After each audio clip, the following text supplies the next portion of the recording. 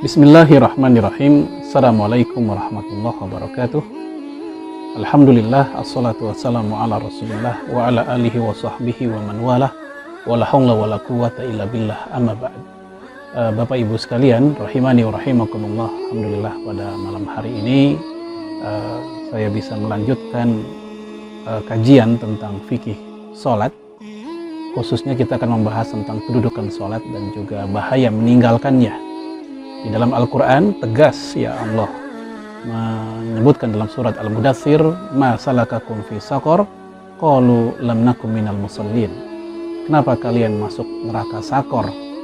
Ya, mereka menjawab, karena kami dahulu di dunia tidak sholat. Jadi ini salah satu bahaya orang yang meninggalkan sholat. Ya, sholat salah satu rukun Islam, bahkan dia rukun kedua setelah dua kalimat syahadat. Dan sholatlah yang akan pertama kali diperiksa pada hari akhirat nanti setelah kiamat. Itu dalam hal hubungan kita dengan Allah. Adapun dalam hal hubungan kita dengan sesama manusia, yang pertama kali diperiksa adalah tentang darah, yaitu pembunuhan. Jemaah sekalian, rahimani wa rahimakumullah. Lalu bagaimana pandangan para ulama kita tentang mereka yang meninggalkan sholat? Orang yang meninggalkan sholat ada dua keadaan, yaitu meninggalkan karena dia mengingkari kewajibannya. Ada pula yang meninggalkan dia tidak mengingkari tapi karena malas, ya, atau karena dia meremehkan. Nah, dua keadaan ini para ulama kita telah membedakan tentang hukum orang-orang tersebut. Jadi dalam kitab Al-Mawsu'ah Al-Fiqhiyah Al-Kuwaitiyah, ya, dikatakan litarikis sholah halatan. Orang yang meninggalkan sholat ada dua keadaan. Imma ayyutrukaha juhudan li fardiyatiha, yaitu yang pertama orang-orang yang meninggalkannya karena ayyutrukaha juhudan, ya, dia meninggalkan karena menolak, membangkang li fardiyatiha, terhadap kewajibannya. Au tahawunan, ada juga yang karena malas atau karena ya kasalan, karena dia malas, ya, atau meremehkan. La juhudan, dan dia tidak menolaknya. Fa ammal halatul ula, adapun yang pertama karena dia menolak itu, faqad ajma'al ulama ala anna tarika shalah juhudan li fardiyatiha kafirun murtadun yustatab. Ya, para ulama telah sepakat, telah ijma, orang yang meninggalkan sholat karena menolak kewajibannya, orang itu telah kafir, dia murtad dan dimintai tobatnya. Ya, fa in taba, kalau dia bertobat ya aman.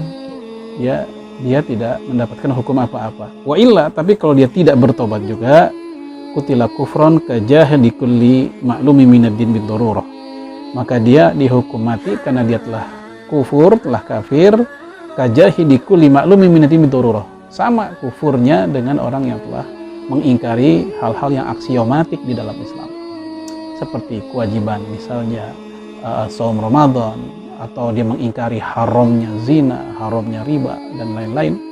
Maka yang seperti ini statusnya sama. Dan siapakah yang menghukum mati? Tentu bukan kita, tapi waliul amr, ya, pemimpin, ya, mahkamah syariah. Jadi bukan domain orang biasa seperti kita. Kemudian jamaah sekalian rahimani wa rahimakumullah, adapun wa amal halatu tsaniyah, kondisi yang kedua, yaitu orang yang tidak sholat karena dia malas, ya, bukan karena menolak. Maka para ulama kita berbeda pendapat.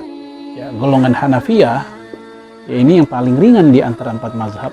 Ya, bahwasanya mereka mengatakan orang itu masih muslim, dia fasik, dan hukumannya adalah bukan dihukum mati tapi dia dipenjara, ya, atau dia diberikan hukuman ta'zir. Ya, mereka mengatakan dhahabal Hanafiyah ila anna tarikas shalah takasula amadan fasikun. Bahwasanya golongan Hanafiyah mengatakan orang yang tidak sholat karena malas atau meremehkan, maka orang itu fasik. Ya, la yuqtal, tidak dihukum mati, bal yu'azzar, tapi ditakzir, wa yuhbas, dan juga dipenjara, hatta yamuta aw yatuba, sampai dia mati atau sampai dia bertobat. Artinya dipenjara selama dia belum tobat juga, ya terus-terusan dipenjara sampai dia wafat. Tapi kalau dia sudah bertobat, maka dia dipersilahkan untuk keluar dari penjara. Adapun golongan Malikiyah, ya, mereka seperti golongan Hanafiyah juga tidak mengkafirkan. Bagi mereka sama, ya, masih muslim, hanya saja hukumannya adalah hukuman mati. Nah, ini perbedaan dengan golongan Hanafi. Ya, hal ini juga disebutkan dalam kitab yang sama, fadhahabal malikiyah ila annahu yuqtal haddan. Golongan Malikiyah mengatakan orang tersebut dihukum mati had. Ya, sekali lagi ini bukan wewenang kita tapi wewenang waliul amr, ya pemerintah atau negara. Ya, anna hukmahu ba'dal mauti hukmul muslim. Ya, hukum orang tersebut setelah wafatnya disikapi sama seperti hukum tentang orang Islam, menyikapi mayat muslim. Karena dia memang masih muslim. Ya, yaitu fayughassal, yaitu dimandikan, wa yusalla alaih, kemudian disolatkan, yudfanu, dan juga dikuburkan ma'al muslimin, bersama kaum muslimin.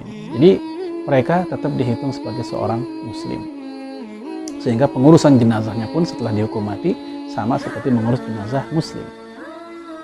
Ya, adapun bagi golongan Syafi'iyah, ya mereka cukup keras, walaupun tetap bagi mereka ya orang yang meninggalkan sholat secara sengaja walaupun masih mengakui tetap dihitung sebagai muslim. Ya, in taraka sholata jahidan, ini kata Imam Nawawi, ujubaha ya kafaro. Orang yang meninggalkan sholat secara sengaja dan dia jahidan, ya jahidan itu menolak, membangkang, ya ujubaha kewajibannya, kafaro, maka dia kafir. Au kasalan, atau dia meninggalkannya karena semata-mata malas walaupun masih mengakui kewajibannya, kutilah haddan, maka dia dihukum mati. Wasahi qatluhu bisolatin faqat.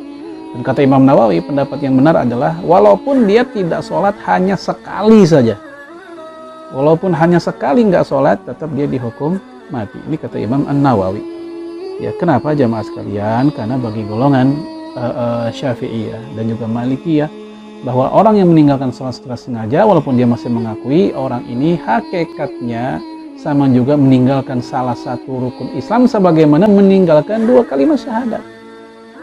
Ya, secara hukum dunianya sama-sama dihukum mati. Ya, ini kejahatan pidana di mata mereka. Namun bagi golongan Syafi'iyah, yustatab tsumma tudrabu unuqahu, tetap dikasih kesempatan untuk minta tobat, untuk dia bertobat. Kalau dia bertobat, aman. Ya, tetapi kalau dia tidak bertobat, maka tsumma tudrabu unuqahu, dipancung, ya, atau dipenggal kalau bahasa yang lain ya. Wakil, ada juga yang mengatakan di golongan Syafi'iyah itu yunkhasu bihadidatin hatta yusalliya au yamut. Ya, didorong pakai besi sampai dia mau sholat atau sampai dia wafat.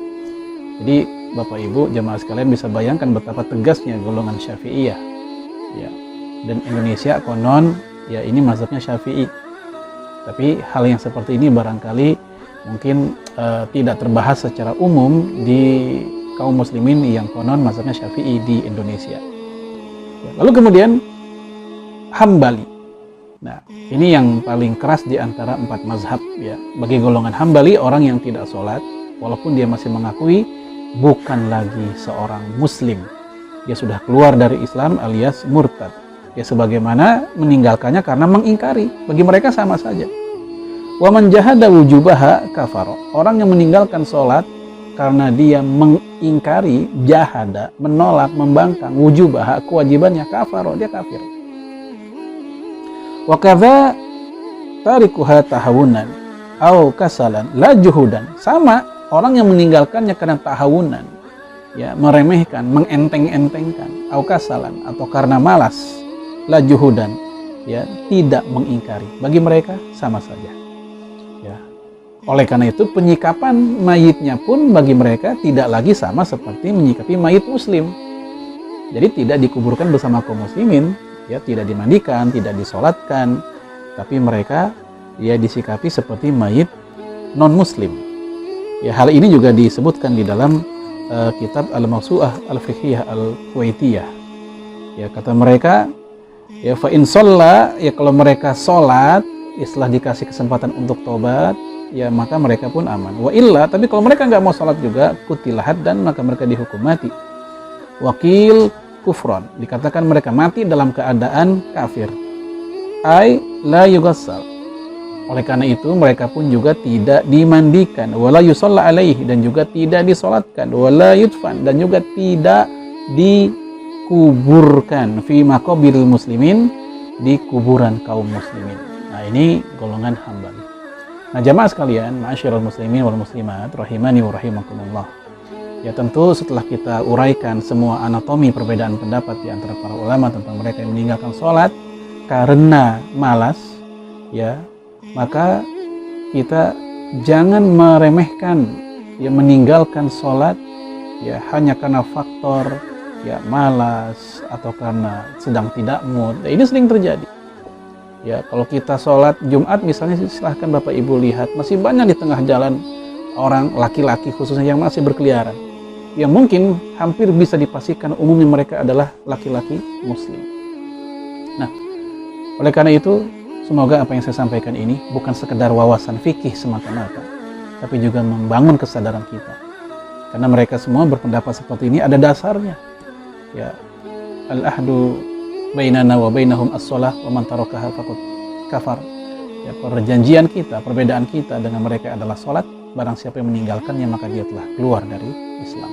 Sebagian ada yang mengatakan itu keluar dalam artian kafir, ada juga yang mengartikan dia kafir secara perbuatan saja, kafir amali, bukan kafir i'tiqadi. Itulah yang menjadi pegangan mayoritas ulama, kecuali Hambaliyah. Atau juga pada masa salaf seperti golongan tabi'ut tabi'in, seperti misalnya Sufyan bin Uyainah, dan juga umumnya para ahli hadis, dan juga para tabi'in seperti Atha bin Abi Rabbah dan Nafi'. Mereka pun juga mengatakan bahwa orang yang meninggalkan sholat, walaupun dia masih mengakui, itu juga telah keluar dari Islam. Semoga bermanfaat. Hadanallahu wa ikum ajma'in. Assalamualaikum warahmatullahi wabarakatuh.